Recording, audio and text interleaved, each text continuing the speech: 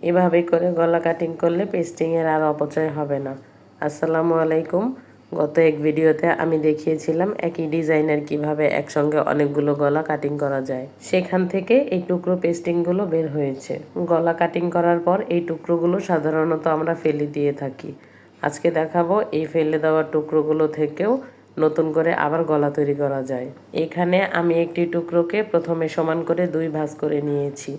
এরপর আমাদের গলার চওড়া অনুযায়ী আমি এখানে মার্ক করে নিব। গলার চওড়া নিয়েছি 3.25 ইঞ্চি এবং আরও 1 ইঞ্চি অতিরিক্ত নিয়েছি। এবার স্কেলের সাহায্যে দাগ টেনে নিব। নিচ থেকে 1 ইঞ্চিতে আরেকটি মার্ক করে নিব।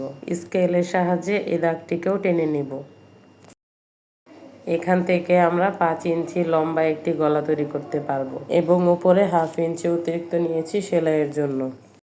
এবার এখানে হালকা হাতে গলার শেপটি এঁকে নিচ্ছি। 1 ইঞ্চি অতিরিক্ত নিয়ে আরেকটি শেপ দিয়ে নিব। এবার এখানে একই রকম দেখতে আরেকটি টুকরো রয়েছে, সেটাকেও 2 ভাঁজ দিয়ে এই গলার সাথে সমানভাবে ধরে নিব। এবার দাগ অনুযায়ী গলা কাটিং করে নিব। আপনাদের কাছে আমার ভিডিওটি ভালো লেগে থাকলে লাইক, কমেন্ট এবং শেয়ার করতে ভুলবেন না। বরাবরের মতো এবারও বলবো, আমার ভিডিওটি যদি ইউটিউব থেকে দেখে থাকেন তবে আমার চ্যানেলে সাবস্ক্রাইব করে বেল বাটন অলে দিয়ে রাখবেন। আর যদি ভিডিওটি ফেসবুক থেকে দেখে থাকেন তবে আমার পেজটিকে ফলো দিয়ে রাখবেন। আল্লাহ হাফেজ।